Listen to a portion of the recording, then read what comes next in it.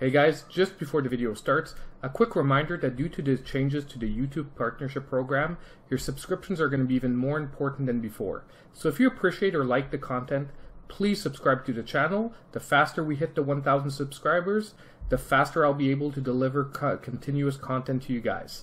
So now, let's move on to the video. Hey guys, welcome back to Maple Syrup Tech. Today we're launching a new series on the channel, Case Reviews. And as usual for my channel, we're going to be focusing mainly on the budget end of the case market. To me, budget, by the way, just to give a rough estimate out there, it's in Canada, I would say $75 Canadian or less. In the US, that works out somewhere around $60 to $50 US or less. That's what I consider a budget case. Doesn't mean that a case that's a couple of bucks more than that we're going to disregard if it's interesting, but that's what we're going to focus on mainly. Now, just so that you guys know as well, because for the moment my channel is not sponsored or anything like that, this isn't something that I'm going to be able to review a case every 2-3 days, so we're going to try and focus on 1 or 2 a month, mix it in with our CPU cooler reviews and other stuff, but I have to get my hands on the cases to be able to review them for you guys, because I'm not going to do it in a third-party way where I haven't actually worked with the case or anything like that. So, today, without further ado, we're starting with the Cooler Master Masterbox LITE 3.1. The reason I want to start with this case, by the way, guys, a little spoiler ahead, is that, in my opinion, for the moment, out of the cases I've worked with, under 50 bucks, this is, in my opinion, the best you can get out there in the budget market. So this is going to be sort of, for the moment, our baseline, which is what I like to do when I review. I start with a case that I know that I like, which is my baseline. So pretty much in the future, we'll be referring cases either to see if they're better, worse, or what parts of the cases are better or worse than this type of case. Because in my opinion, for the moment, to my knowledge, because I haven't tried or worked with all the cases out there, if I had less than $50 to spend on a case, and I really had to choose blindly, there would only be one choice for me, the Masterbox LITE 3.1. But let's start with looking at the Cooler Master marketing to see what they have to say about the case. It is a micro ATX or mini ITX case. It is made of plastic and metal construction. It offers a dark mirror front panel to stand out and, add a little bit of look. It has customizable trim colors on that front panel as well. It offers an edge-to-edge transparent acrylic side panel and the inside is fully black coating. It can support up to 3 fans, and the water cooler options are either up to a 240 millimeter at the front and up to a 120 millimeter at the rear. It supports graphics cards up to 380 millimeters. PSU up to 160 millimeters, and CPU coolers up to 158 millimeters high. So now that we saw what Cooler Master has to say about their case, let's go to the review and let's see what I liked and what I didn't like about the case, and why I find for under 50 bucks so far, this is probably one of the best choices you can work with. And by the way, I know this is my first review, but trust me, I've worked with over a dozen cases that cost less than 50 bucks, and we probably won't get to review all the ones I've already worked with in the past simply because I don't have them anymore. But trust me, under 50 bucks, this is pretty decent. Now, number one of the reasons is when I'm building a PC, just because I'm going budget doesn't mean I want it to be ugly. And some B-roll should be up there right now. But the front acrylic panel and the side panel on this, even though we're looking at a budget case, have some really nice options that if you clean up your system and you could put a couple of LED fans in the front, you can get a really nice looking system that looks way above the price range that Cooler Master is selling this case. And honestly, at the front panel, basically what you get is you get these 3 different colors of trimmings. I've actually changed it to the white here that you can see at the top, and you have trimming at the bottom here, white as well. But you have the option between red and black, and you have a dust filter. It's a cheapo little dust filter, but at least it's there. It's better than having nothing at all. And on a budget case of this range, having customization options like this are actually pretty rare. And Cooler Master, by the way, you can download as well the 3D models for these. So if you have, anyone that has a 3D printer, you can actually print out different models, different colors than the ones that they include. Another good thing about this case, although it is basically budget, is that you actually get a dust filter on the PSU. It's done, but a lot of cheapo cases will not give you a dust filter on the PSU, or it'll be a really cheap one. And it's not perfect, but it's a decent dust filter that comes with it. It's not going to break, it's not going to bend unless you put a lot of force, and the mesh is not going to tear either, which means that it's actually pretty decent for how much the case is costing you here. Now, at the same time, another small point that normally you don't see on this budget cases, for basically the GPU where you put the I/O, basically, they're not break off, they're actually screw on, meaning that you can actually remove them and replace them if ever you change GPUs. If you go from a 1 slot to a 2 slot, if you go from a 2 slot to a 3 slot, anything like that, you can actually replace the I/O panels, which is actually rare on budget cases, because most cases at this price level, you're going to have them break off. When I'm saying this case is under 50 bucks, it's because the price is very variable, and by the way, also Cooler Master offers a lot of mail-in rebates. I actually got this on Black Friday for 25 bucks. Because basically they were already on sale for 35 plus an extra $10 from Cooler Master. So I actually picked up 3 on Black Friday just because it's one of my favorite cases to work with, and I was building a couple of PCs that I was going to sell.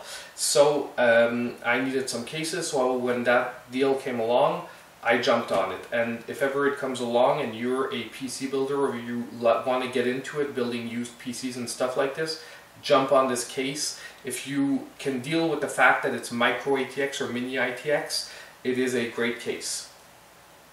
So we've looked at some of the strong points. The last thing I want to point out is really the interior design, because most budget cases, you'll have the old style design where you'll actually have a 5¼ inch bay, or you'll have your hard drives here at the front blocking off all the air access or restricting the size of your GPU.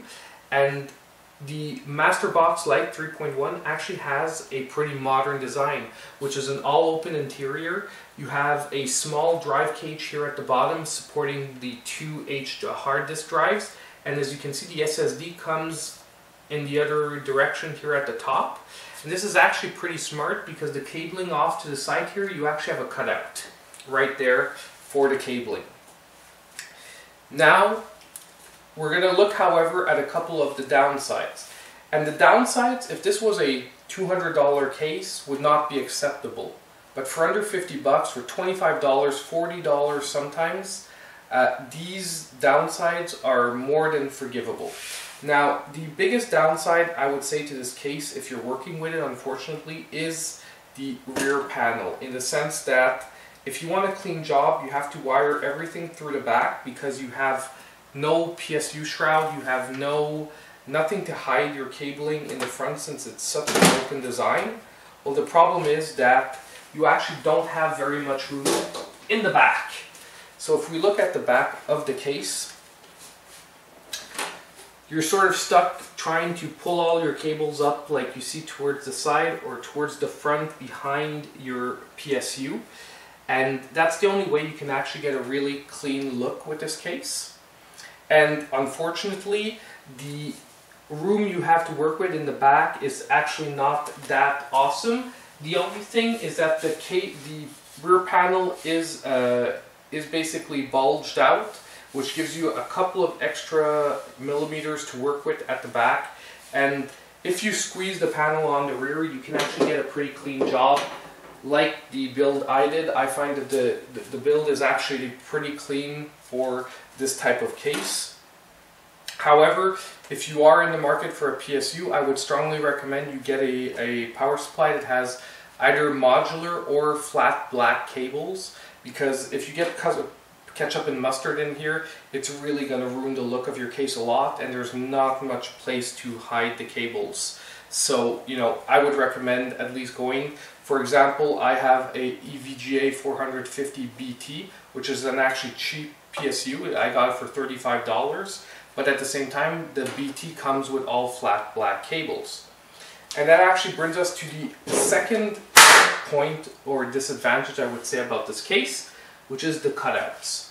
And this is something that I don't really get from case manufacturers, because I know cutouts add a little bit of extra effort to the design, but I'm not sure there's actually that much cost into cutting out parts of the frame.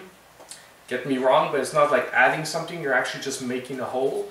I know you have to actually bring it on a cutter and whatnot for the design, but there is actually no openings on, basically on the, like if you're facing the case on the left side of the motherboard, there's actually no openings cut out, and there's no cutouts at the top.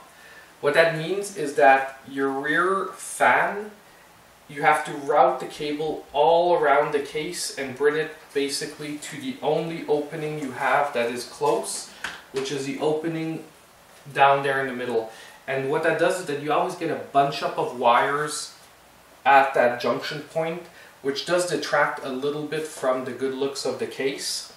And at the same time, it pretty much forces you to buy an extension for your fan at the rear, because very few fans will be able to make it over the graphics card, into the back, and out the top. Of course, if you route it directly to the motherboard and you have a pin somewhere on the left side of your motherboard, you can get away with it that way.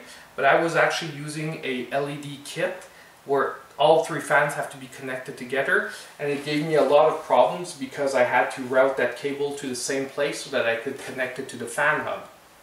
So that would be the major down point, I would say, on this case, is the slight lack of cutouts, because basically the only cutouts you get are all towards, like I said, if you're looking at the case, towards the right side of the case, meaning that you have to route all your cables on that side, but you don't necessarily have them long enough.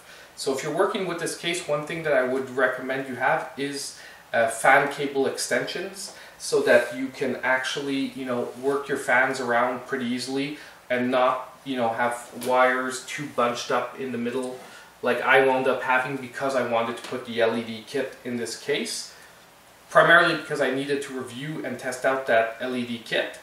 But that's basically the only down points. By the way, forgot to mention, the front I/O panel, you have a USB 3.0, USB 2.0, you have the audio jack, so you have a mic, and you have the headphone jack and power button.